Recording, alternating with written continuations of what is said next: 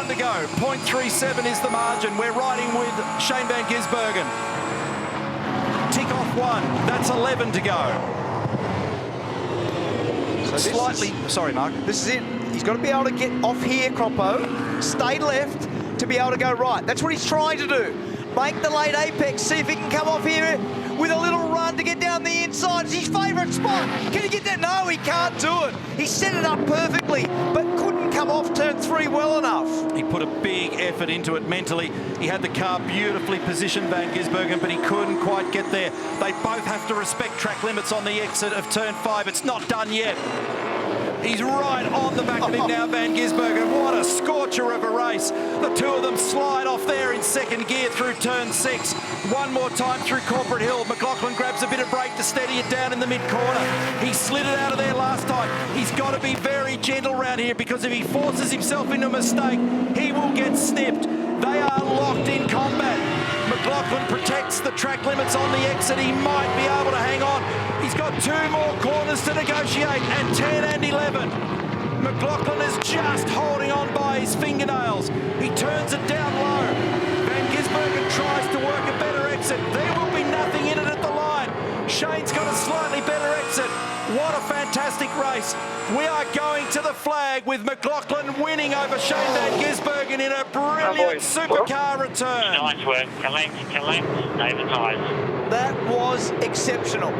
2 of the very best operators, a couple of young Kiwis representing Ford and Holden, the factory teams, and they have done a tremendous job as we resume play in the Supercars Championship. What a way to do it, Croppo. That was an unbelievable race. Big chance for a boil over here.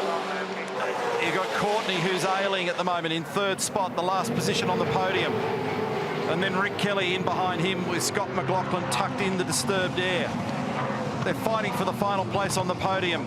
The second race of the weekend, Sydney Motorsport. Oh, hit him hard. And a good one. 8.9 seconds Percat over Coulthard, and he's going to go on to win this one, but here's our focus. And all the while, Mostert is getting closer and closer to the back of this group. Look how close he is now, Mark.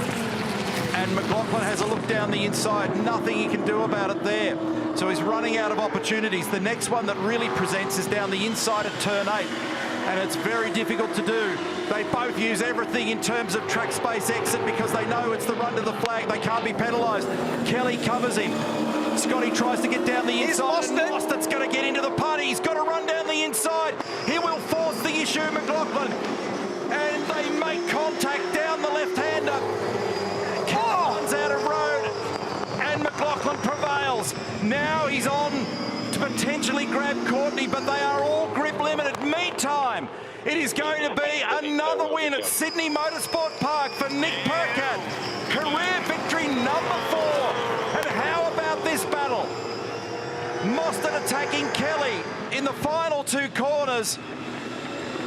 Percat gets the win, and it's still on. McLaughlin. It's on. McLaughlin might get this. He might get on the podium. It's been a champion's drive, and Scott McLaughlin does it. He gets to position number 3. What a fantastic performance. What a great finish to that race. Unbelievable battle between McLaughlin, Courtney, Mostert and Kelly there. I feel sorry for Rick Kelly because he was the one that was going to get James Courtney for the back of the podium, and he got attacked. He got monstered. We've got 1 lap remaining at the sharp end of the field, and there's nothing between LeBrock, Heimgartner, Reynolds and Hazelwood. This is for a win for LeBrock for the first time in his career, and this is for a podium for the 3 drivers in that 4 that haven't hit the big time just yet. Dave has a look down there. He got a better run off 3 than what Andre did. But he covered him, and now he's having a lunge down the inside. Now, what's this do for Hazelwood? Because remember, this is his favourite spot. And Dave knows it. Oh, it's a big late slide. How's the licorice strap, a wheel spin coming out of the back of that? He's giving him a little bump. He's vulnerable. He's vulnerable. Oh, he actually cranked it sideways. This is the invitation for Hazelwood. He's down there. He gets down the inside, Todd Hazelwood. That gets him on the podium, but Reynolds has to fight hard to try and stop it.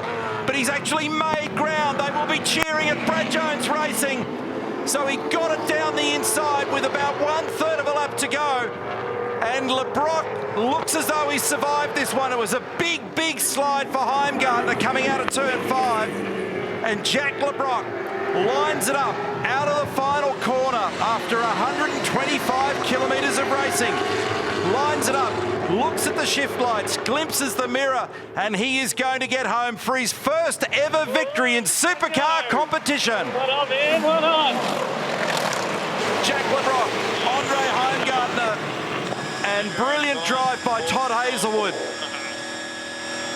Last lap of racing, race 13 of the championship at the top end. A resumption of supercar play after a month away, and there's been all kinds of weirdness unfold today, particularly amongst some of the key runners. Chris Pither is continuing to blaze and split this field, but Anton De Pasquale's got 3/4 of a lap remaining for potentially a maiden victory in supercar competition. Formula Ford champion in 2013, Formula Renault champion in Europe in 2014. Eventually, he had to give the game away in Europe and come back and concentrate on his Australian racing career. Started out in the Dunlop Super 2 category and has worked his way into full-time competition in the Virgin Australia Supercars Championship.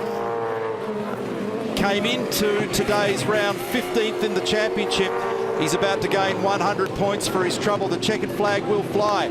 Anton De Pasquale, Penrite Racing. Anton picks up his very first victory in supercar racing. Thanks, man. Good job. Playing off to go like that. Thanks, everyone. Appreciate it. From James Courtney in second. Crossing the line third, but will take a penalty, is Jamie Whincup. Just drive through back his lane. They're going to have the ball at the end for you, so... He's right with him now, Scott Pye. We've got 1 lap to go. 1 corner down, 13 to go. Can Scott Pye do something here to grab Shane Van Gisbergen? He will throw everything he's got. It's worth it. One more precious spot on that podium. He was third on Saturday last weekend, Scott Pye. And remember, every point is valuable for Van Gisbergen at the moment. He's on the clawback in the championship. He's come into today's race 311 points behind the championship lead, and he's accustomed to fighting for the champ lead. At the other end of the racetrack now with a 9.6 second margin. And by the way, Gary Jacobson does get a penalty, 15 seconds for his trouble at turn 1. Out of the final corner, a clean run to the flag, and race 17 falls to Scott McLaughlin. Beautiful drive. Blazed off in the end. It's his 50th in his career, and how about this to the flag? It's a drag race, and Van Gisbergen gets there from a fast-charging Scott Pye in a ripping drive today. Now, can Jack LeBrock finally make a move here? Because he's had the best pace. He's just parked it in the wrong spot in 2 occasions. That question's going to be answered in 4.95 kilometres. We've got 1 lap remaining. They're watching in both garages at Shell V-Power Racing and Supercheap Auto Racing. Jack LeBrock has had tremendous pace this afternoon. The Tickford car working beautifully. So it's Coulthard over LeBrock, over McLaughlin with the question mark. Then it's forward, Heimgartner, Waters. Van Gisbergen, who was vying for a race win, is now sitting in 9th position. Coming up to 2/3 of a lap remaining. Fabian's still got control of this at the moment. Control to all personnel, 15-second time penalty, car 17 for a driving infringement. Driving infringement, 15 seconds for McLaughlin, based on what happened with Holdsworth. Where's that going to put him, Mark? That takes him down. It'll put him around Reynolds and Goddard in 15th or 16th, which is only 3 spots in front of Whincup. What an afternoon. Last win for Fabian Coulthard. 2019, race 11, Western Australia. He's within spitting distance. 7th in the championship, up 2 spots after the last run at Townsville. He's never had a podium at Tailem Bend. He might just get one today. 200th event. Jack LeBrock's done a mighty job though. He's only 0.6 of a second behind. He's just found himself in the wrong spot on a couple of occasions, and he's been given a bit of a lesson by the wiser heads. But this has been a beautiful drive this afternoon. Stunning performance and a checkered flag. Well done, 100 points. Fabian Coulthard 7, 8, 10, 12, 15 and 18. They might be about to get another one with 1 lap remaining. We've got a 9/10 of a second margin. Currently the podium is Van Geers, Waters and Mostert. Fastest again in the last sector for Van Gisbergen. What an incredible drive for him today. The last and most important lap of this race for him. And he's a picture of absolute concentration. A 5.64 on that lap's the fastest lap of the race on lap 160. That's an emphatic statement by Van Gisbergen. Holden have won 33 times on the mountain. Is this their 34th? They've won 569 race wins in the Australian Touring Car Championship or Supercars Championship.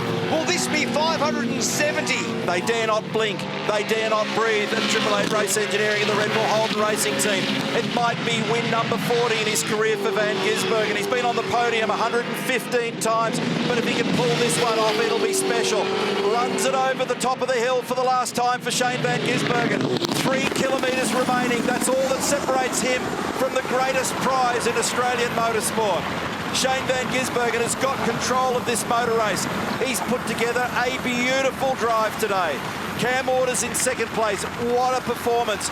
Lines it up through Forest Elbow. Remember the start of the weekend, that's where it all went sideways for him with Tim Slade early in the day. But now the last sequence of gear changes. And stop and consider this, Mark. He was the runner-up here in 2016. He missed out by 1/10 of a second. He was the runner-up here last year. He missed out by 7/10 of a second. But more telling was in 2014. He had this thing by the throat and it got away from him. He should have won on that occasion, but he's going to do it today.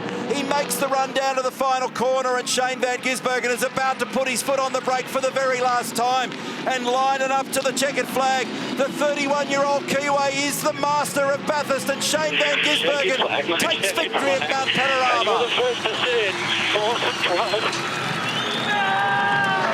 Incredible. Incredible. Garth Vander there. Jeremy Moore. We're a whole lot here. You can do plenty of skids after the straight gate. Of Red Bull Holden Racing Team and Triple Eight Racing have just succeeded. And for Holden, in their final year with the brand being retired from Australia, have won Australia's biggest motor race. Fantastic job.